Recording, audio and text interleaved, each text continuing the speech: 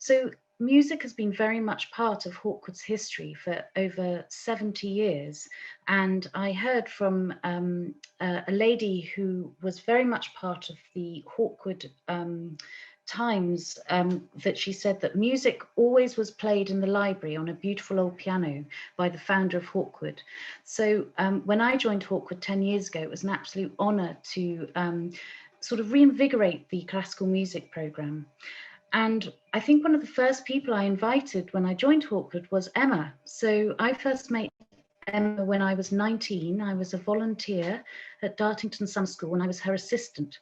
And that meant so much to me personally, as it supported me in my career in the music industry.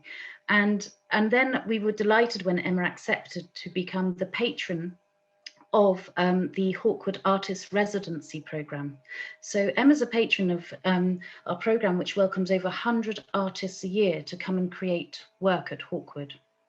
So I'd love to hand over to Emma. Emma is a world-renowned soprano, the most beautiful, clear, stunning voice.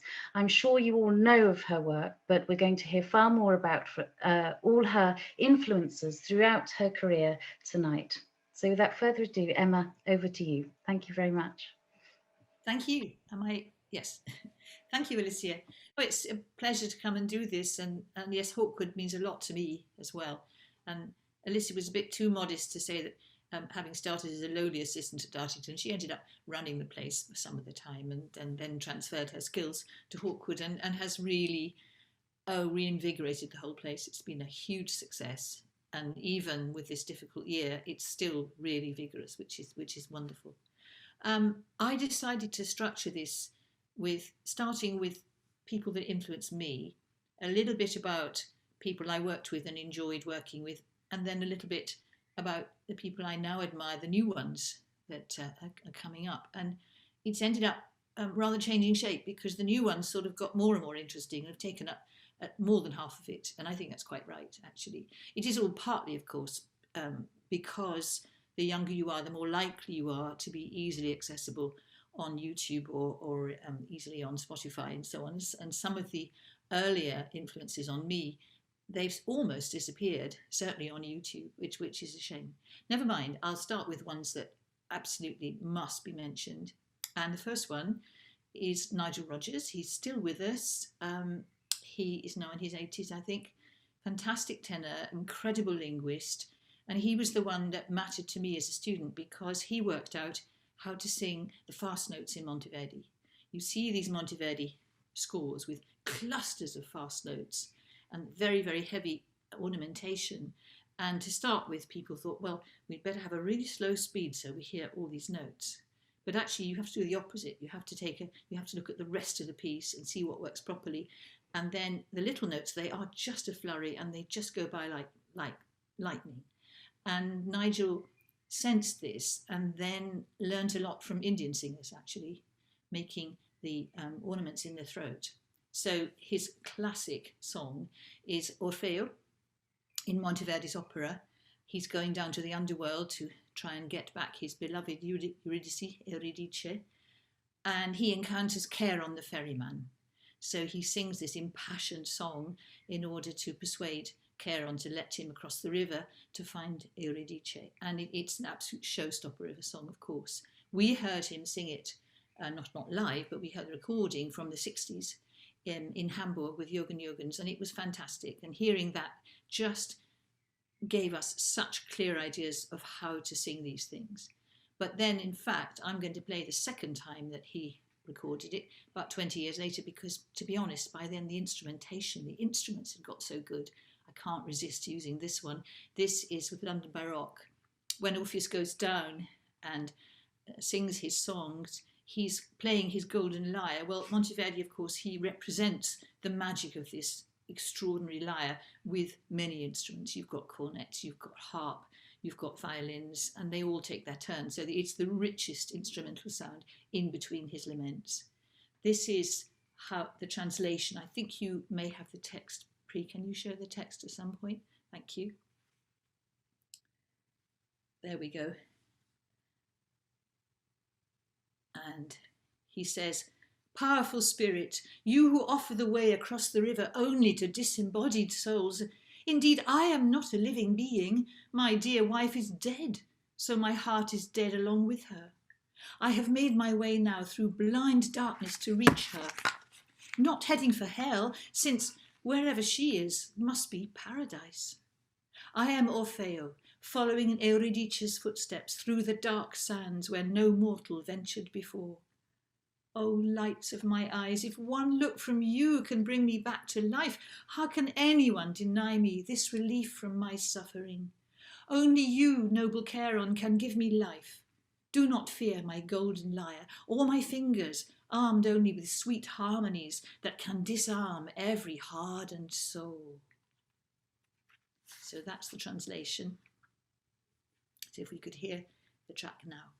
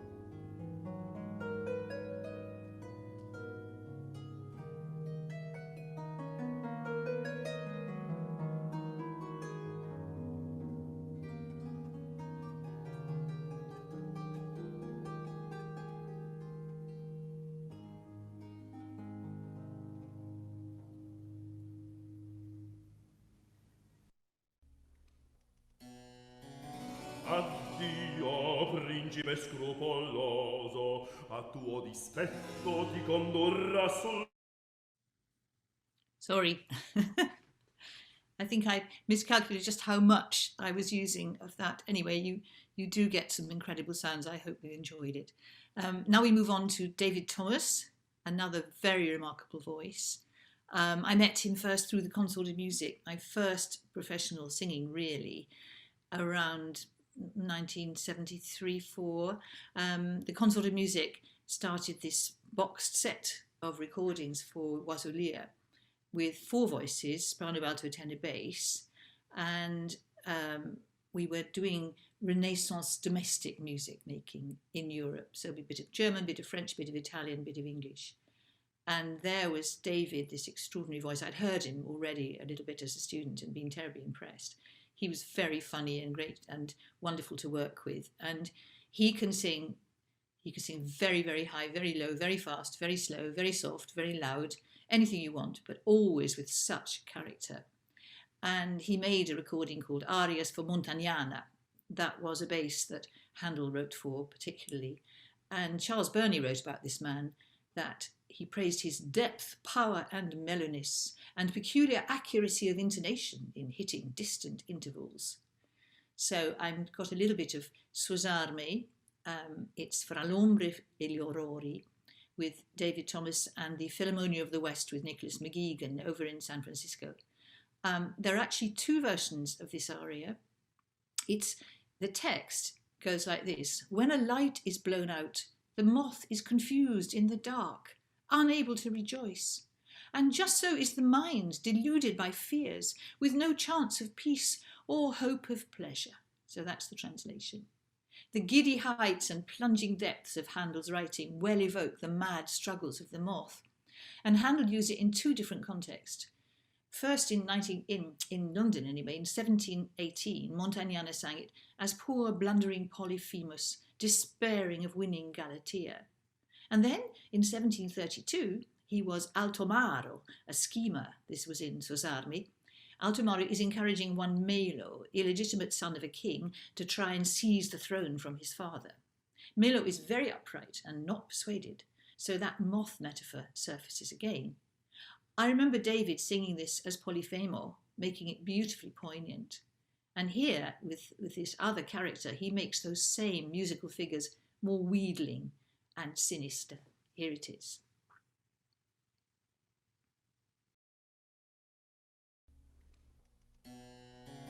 Addio, principe scrupoloso, a tuo dispetto ti condurrà sul trono il zelo mio.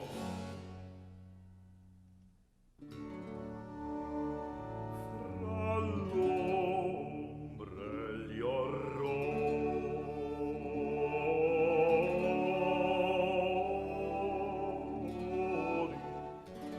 farfalla confusa, già stenda la pace, danza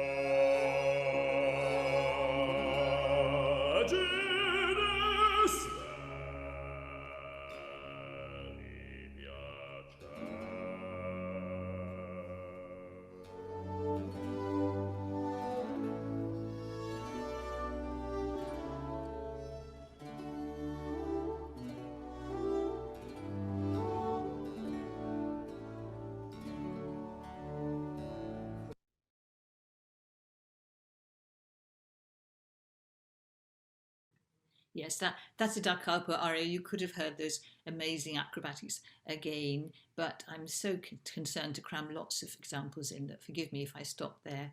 When I hear that, it just makes me smile so much, and it reminds me of when we once went on a tour with Anthony Rulli and David and me, and we ended up in Kuwait and in Muscat and in Dubai. I think it was in Kuwait. We went to, it was a girls' school, and when David started singing his low notes, all the girls with their, with their very little modest clothes and terribly shy, they all just burst into peals of laughter. It was absolutely wonderful. They'd never heard anything like it, and that just broke the ice, really.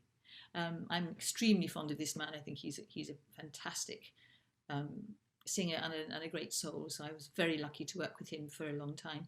I was also incredibly lucky to spend just about 25 years singing vocal ensemble music.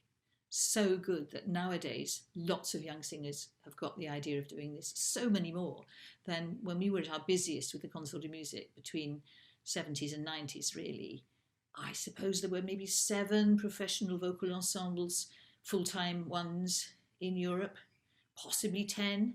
Now there are 15 in every country, and I'm so excited about this. It's glorious music. I've gone around the world proselytizing for it and saying to people on interviews, you imagine a time, half a century, when the finest composers in the whole world were all being employed by these dukes in Italy with lots of money.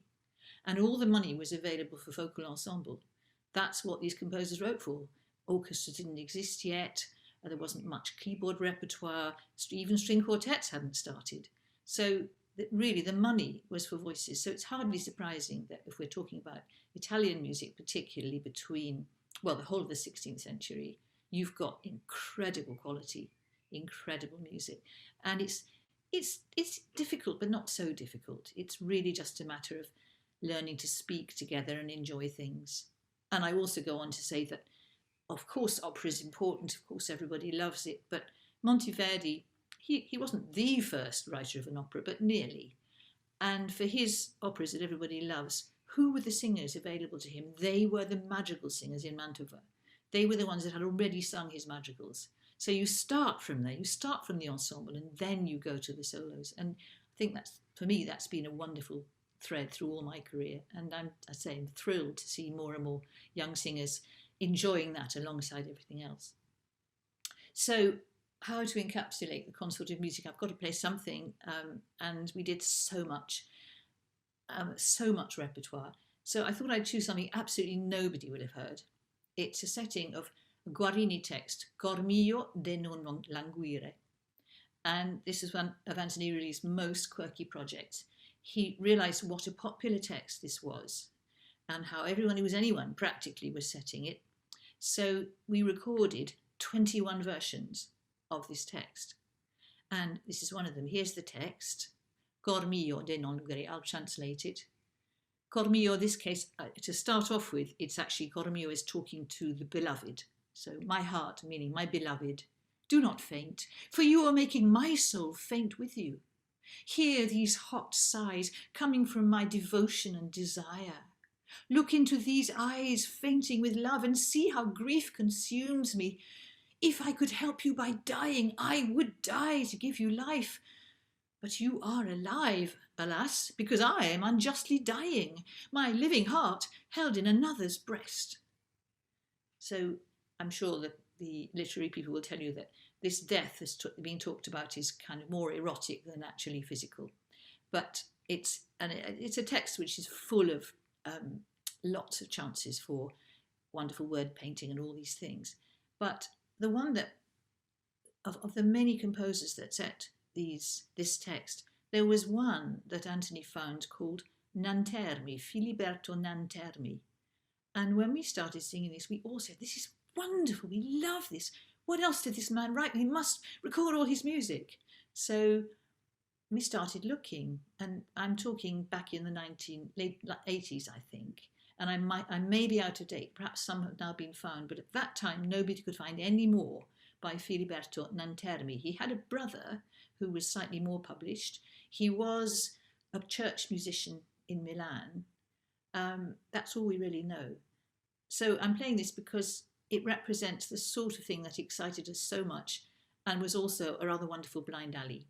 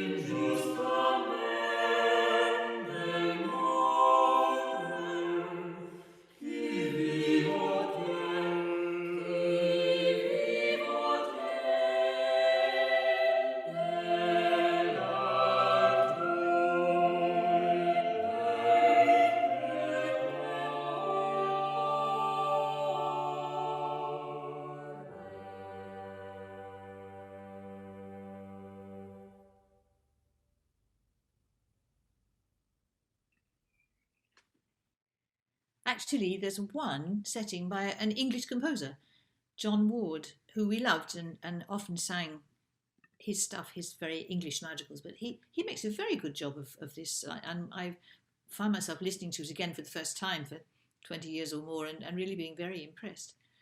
Now moving to Monteverdi and to another vocal consort, which I'm happy to say is absolutely mint and current. This is Voces 8. They are, I think, an incredible organisation. They've done amazing things over the last 2 years, supporting so many people, putting on virtual festivals, and they've reached thousands of singers all over the world in the last 15 years. If anyone has really got vocal ensemble excitement going, it's them.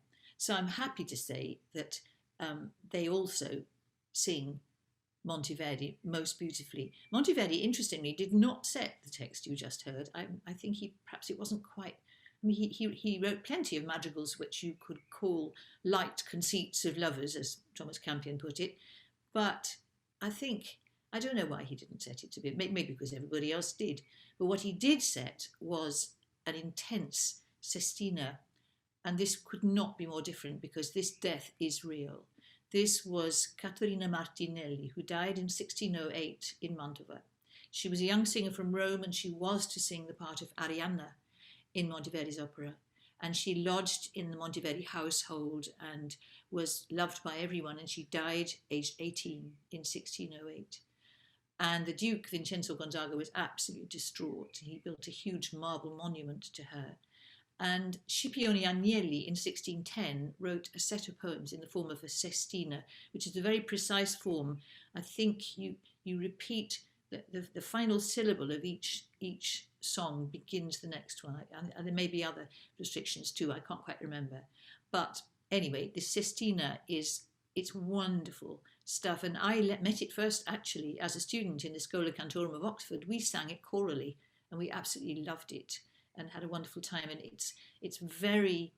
it's quite modern compared with some of those other settings in that you've got more question and answer, more antiphony between singers. So you have the tenors and the basses saying something and then the alt and the soprano replying and so on. There's a lot of dialogue as well, but it's shared deep sentiment, of course, and very beautiful. So I can't resist playing just one, the first of the 6 parts of the Sestina, Incenerite Spoglie. Oh, and the other thing about this is that Voces 8 are singing it with single voices and also sitting down, which is rather nice because they are very accomplished and they do all incredible amount of repertoire in all sorts of versions, but they don't very often sit down, and I think it somehow made it more intense. This is the translation. Ashes of my beautiful son, I bring you to the greedy tomb, which you will make into an earthly heaven. My heart is enclosed with you in that bosom of marble, and night and day is a life of flames, of weeping, of grief, of rage, for tormented Glauco. So Glauco is the weeping, I think he's the Duke actually.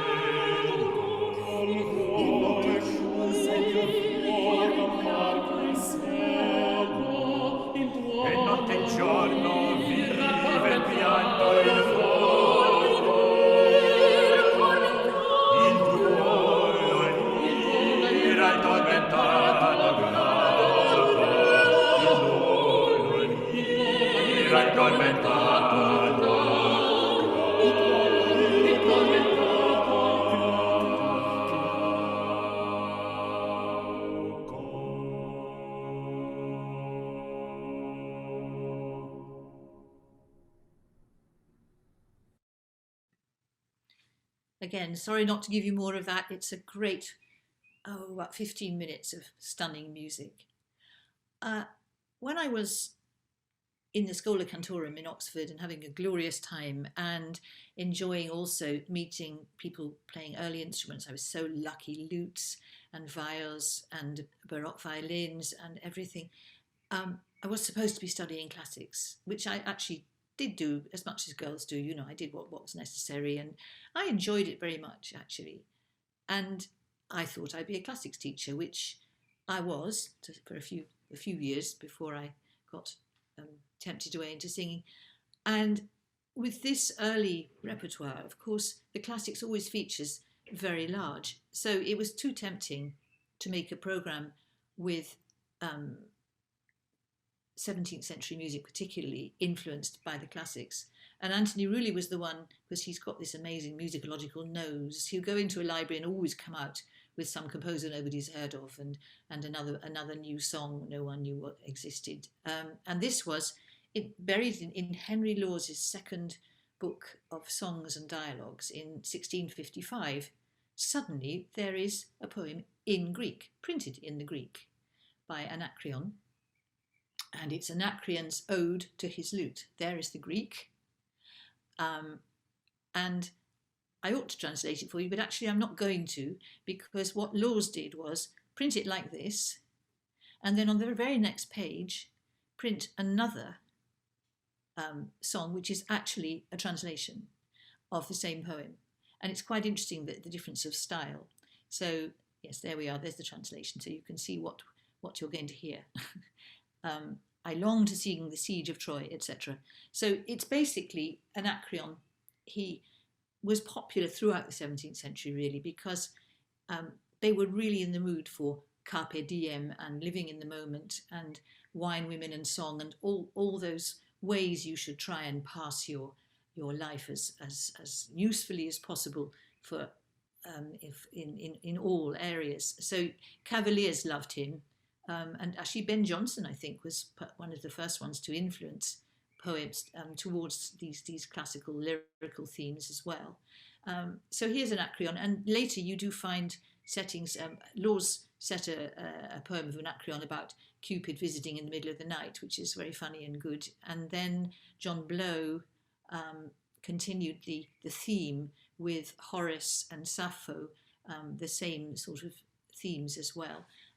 So this whole classical theme, it's there through everything, really. But these are very, very fleet and fun settings, very short. And you get the feeling that the Greek, it's thelo legena tredas velode badada, bada bada bada. It's a proper lyric meter, ba bada bada bada badum dum. Whereas when you get to the English version, I long to sing the siege of Troy, or themes which Cadmus raised so high, bada, bada, bada, the sort of plain iambics that most English poetry was. So Lawes is, I think, responding to the different meters as well. Here they are anyway.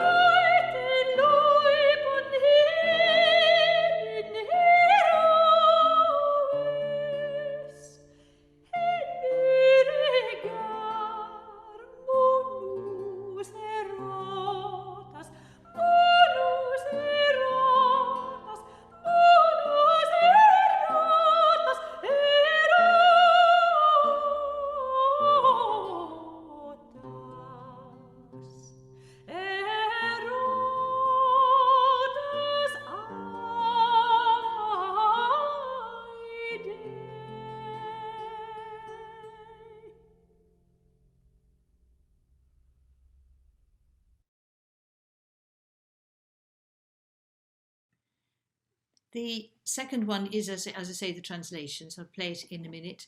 I could say, though, that theme of people wanting poets to write about glory and wars, in other words, the dukes who were paying their wages and so on, the poets, there was a sort of a trope in these poems. Well, I would love to sing about your wars, but unfortunately my lute will not obey. It can only sing about love. And Horace uses it, and then you find it in Monteverdi, actually. You find also in Monteverdi's settings, Altri canti di Martis, other people sing about Mars, but I sing about love. And then he decided to turn it on its head with another book of madrigals, Altri canti d'amor. Some people sing about love, I'm going to sing about battle. So the whole thing became something to play with, really. So here's the English version. I long to sing the siege of Troy, O things which Cadmus reared so high, but though with hand and voice I strove, my lute will sound nothing but love. I changed the strings, but 'twould not do't. At last I took another lute, and then I tried to sing the praise of all performing Hercules. But when I sung Alcides' name, my lute resounds love again. Then farewell all ye Grecian peers, and all true Trojan cavaliers. No gods, no men, my lute can move.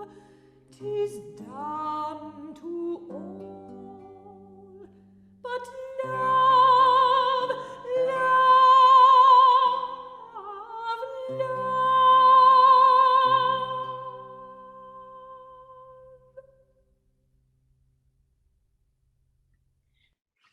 Actually, I was wrong to say that Laws honours the English metre. He doesn't really. He knows those so well. He decides actually to throw the rhythm around much more. I long to sing the siege of Troy. He really makes it. He plays with it much more. But I think he's quite reverential to the Greek, so which is nice. I now want to play another piece of Laws. This is Henry's brother William, and this is a tenor I hadn't come across until quite recently. I'm very excited by him. He's called Geoffrey Thompson.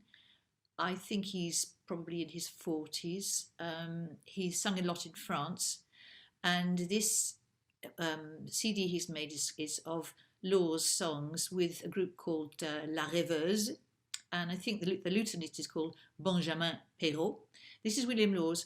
I'm sick of love, and I just think this is the most rhetorical singing you'll ever hear. I did see a YouTube of Geoffrey at one point, and he is pretty histrionic how he uses his body. He gets very involved in everything, which is wonderful. But I think you don't have to see that, because there's also, if you just hear it, when he sings, there's just such drama and incident in everything, and there's such meaning too.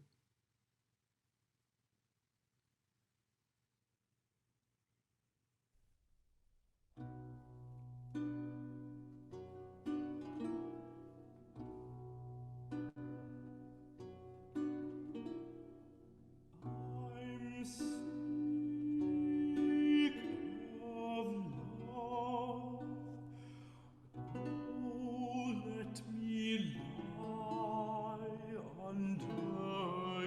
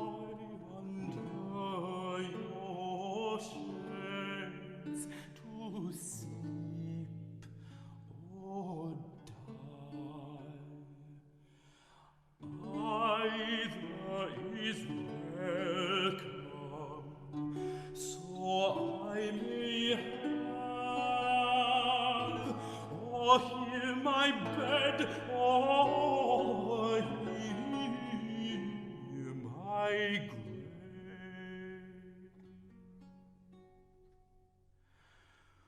why do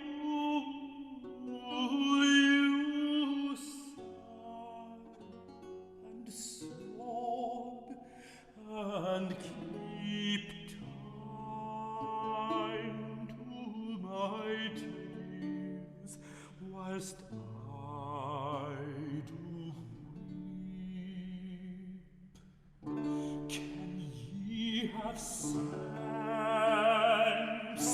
or do you know what crucifixions are in love? I know you do, and that's the why you weep, being sick of love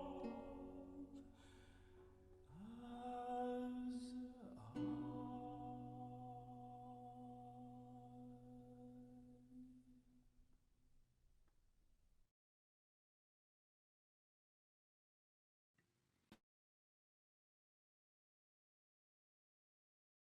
This Cavalier Repertoire is something that the musicologists just didn't get in the 1940s and 50s.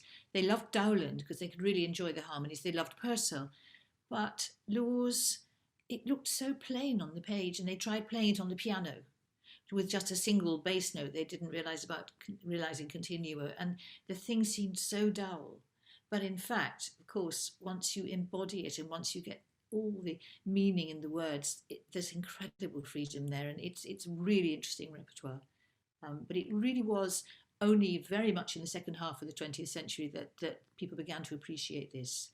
And there's still, I think Henry wrote 700 songs, so there's plenty to go at. William less, but then on the other hand, his instrumental music is absolutely fantastic. He died very young. It's a pity. He would have been probably as famous as Purcell if he'd lived a bit longer. So now I'm moving to something completely different. Another of the young singers that I'm very excited about, Helen Charleston. She has made a lovely recording in lockdown. It's called Isolation Songbook, and it starts off with, in fact, a song about April the 18th, I think it was, which was when she and her fiancé Michael Craddock should have got married last year, and the lockdown stopped them. So she wrote a lovely poem about it. And then she decided to collect other poems about isolation and separation, and produce this beautiful CD. And she commissioned a great many contemporary composers. Well, this is one of them. He's called Stephen Bick, and he set John Milton's poem On His Blindness.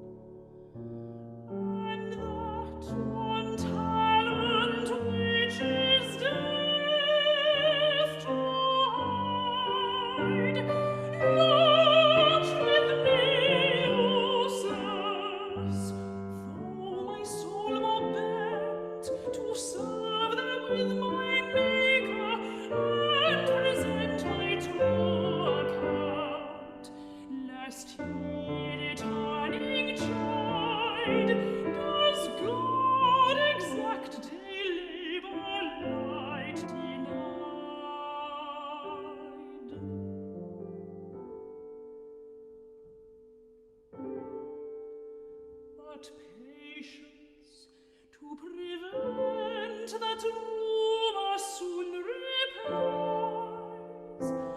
God does not need either man's work or his own gifts.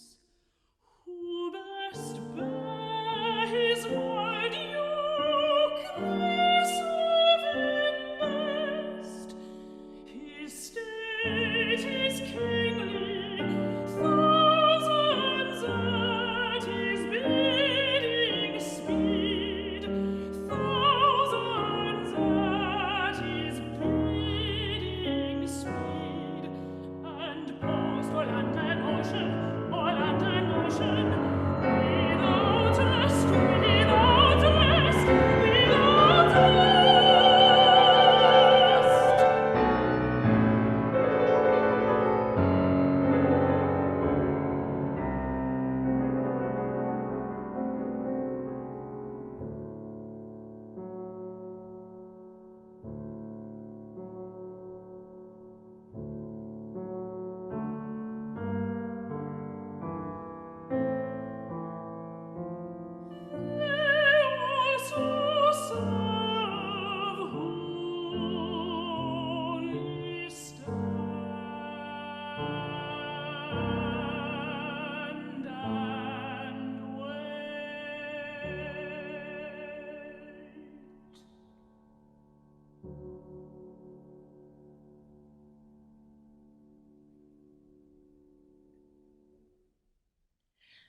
I printed that text because in my view, it's not a pure song lyric, in the sense that song lyrics, the sort that they considered song lyrics when Shakespeare wrote a song in a play, for instance, it was always something you could understand without seeing it line by line. And this poem's magnificent, but it's a little bit beyond most of us, I think, to understand all the convoluted things he's saying. It's nice to look at it. And then I think that also gives Stephen Bick a little bit of license to be slightly freer with it as well. But it wasn't because Helen's diction is bad. She's amazing, I think. You generally missed very, very little of what she says. And the next person I would like to play, very short example, she is also astonishing with her diction. If you want to Google her, she's called Sabine de Vieille, Vielle, I don't know how you pronounce it. And if you can Google her doing Queen of the Night or any number of Lakme and amazing things. I mean, she's an astonishing singer, but also she can pare it down to the bare essentials. Here she is singing a beautiful bit of Rameau with just one flute. And it's from Les Indes Galantes, Feuillage Vert. So again, I think the flute is Olivier Bénichou, but I can't be quite sure because on the CD there are lots of flutes listed. But he's the first one, so perhaps. Here's a translation. Green leaves appear. Tender herbs grow all along these banks, and you, little birds, tune your sweet rustlings to the sounds of these streams. And you, lovely flowers, sweet daughters of the tears scattered by the rising sun, earn this right, that the hand of the nymph that I adore will harvest you as she goes.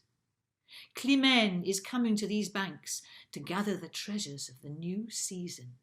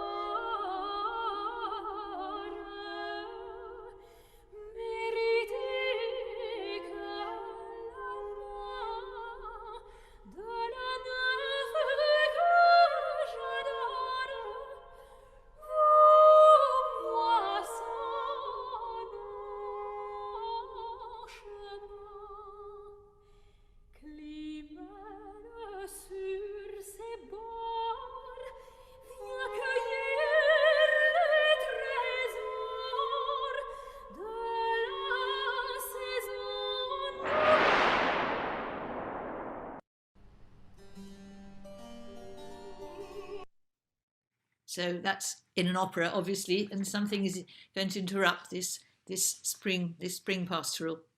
So that's a tiny glimpse of Sabine de Vieille, but I think she is a very, very stunning artist. Several more. Here's a scene from Cavalli's Giasone. This is from Sydney, Pinchgut Opera. You've got a fantastic countertenor, David Hansen, and a wonderful soprano, Miriam Allen. And she, you might recognise because she ended up singing, she lives in Windsor, and she ended up singing at Prince Philip's funeral.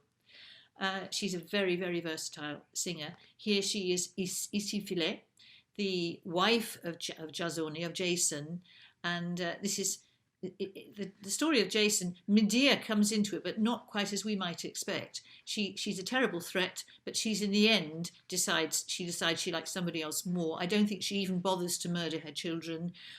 Jason has children with Isifile, and they survive in the end after many, many twists and turns. This is practically the last scene. Again, it's short but beautiful, where Giasone and Isifile finally get together again and sing a joyful duet. Quante son le mie gioie. My joy is this joy is almost more than we can bear.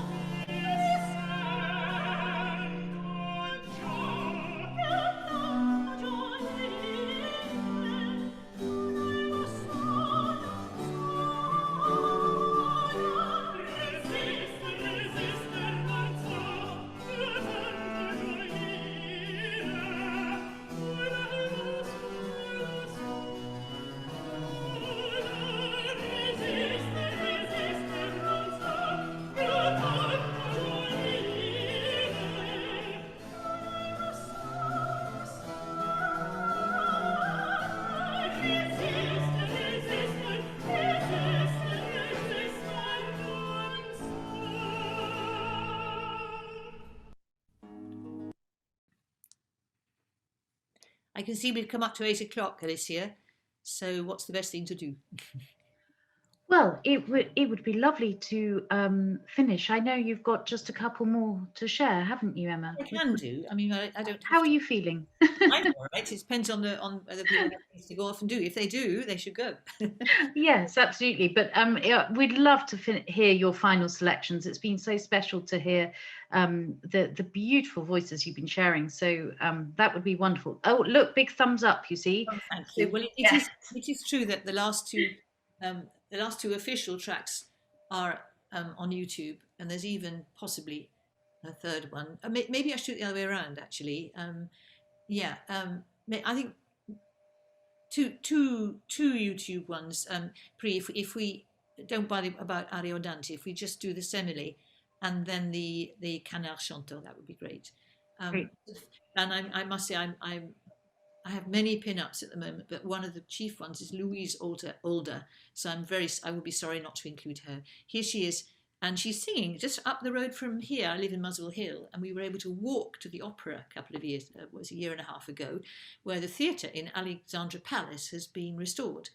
When I say that, it's still very scruffy, but it's wonderful, and the acoustics are nice. And we saw 2 shows there. We saw Semele done by John Eliot Gardner and the what they are, his English Baroque soloists, wherever they are, and that was with Louise Alder. And we also saw Paul Bunyan done by the Eno, and that was stunning as well. Anyway, here is Louise. She's singing a very simple aria. Again, if you Google her, you'll find she can sing anything in any language stunningly. She can do her Strauss, she can do her Sibelius, she can do her Grieg, incredible. But she can also just pare things down when necessary. And here is sexy Semele. She's had a wonderful night with Jupiter, and here she is wishing she could go to sleep again.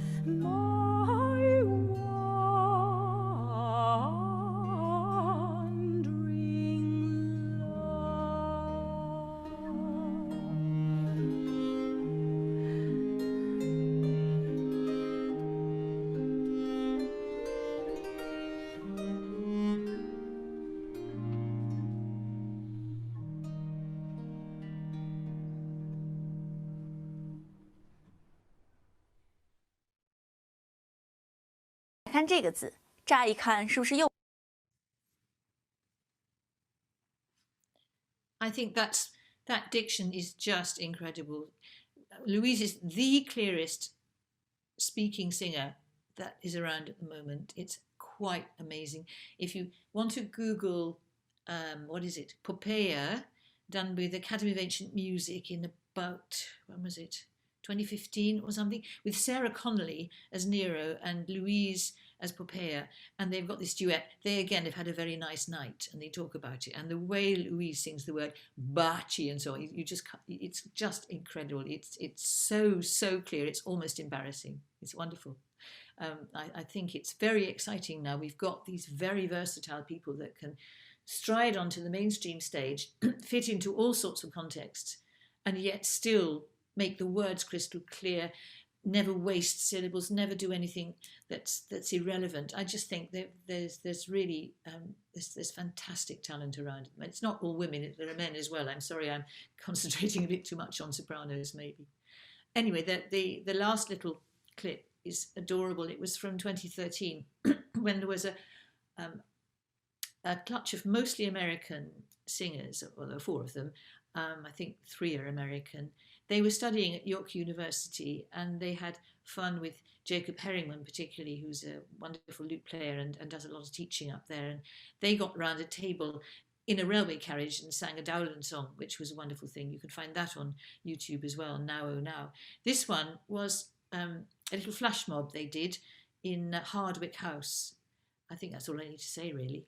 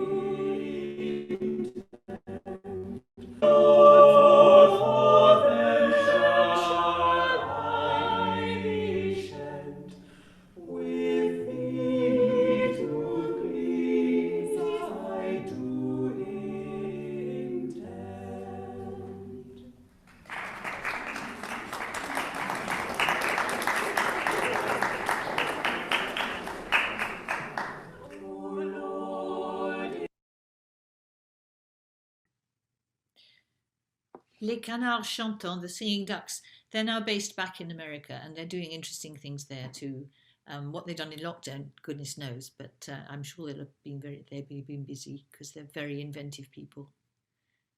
That's about it, really. I wonder if anyone has any questions. Does anyone have any questions for Emma about the music she shared, or any questions about her amazing career? Or when she's next coming back to Hawkwood, which we also need to fix. Yes, please. No, it's not compulsory to ask questions, I mean. No.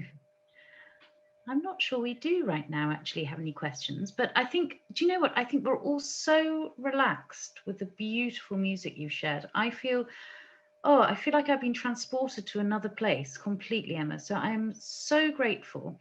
And what we may do, with your permission, is share the list you put together with everyone who's joined the call tonight, because I think that then they can go away and listen to it all over again, because it really was, the beauty of how you put everything together was very special indeed. So I'd like to say a huge thank you from Hawkwood for joining us. And this is the first of our Music That Matters series that we're going to be doing in a classical vein. We're hoping to have Robert Hollingworth join us, Gavin Carr, Craig Ogden. Many of our Hawkwood tutors will be coming to share their musical choices with us. So I'm really hoping you'll be able to join us again. But once more, a huge thank you to Emma. Thank you. And also Pri, behind the scenes, for doing all that amazing work, sharing at the right points. I'm very grateful, all the way from Colombia. So I hope you've enjoyed this evening. If you do have any questions for Emma when you come off this call and you think, oh, I wish I'd asked that, then drop me a note and I'm sure that we can pass them on for you. So thank you, Emma. Well, thank you, everyone. Great, Thank you very much to lovely. everyone who came.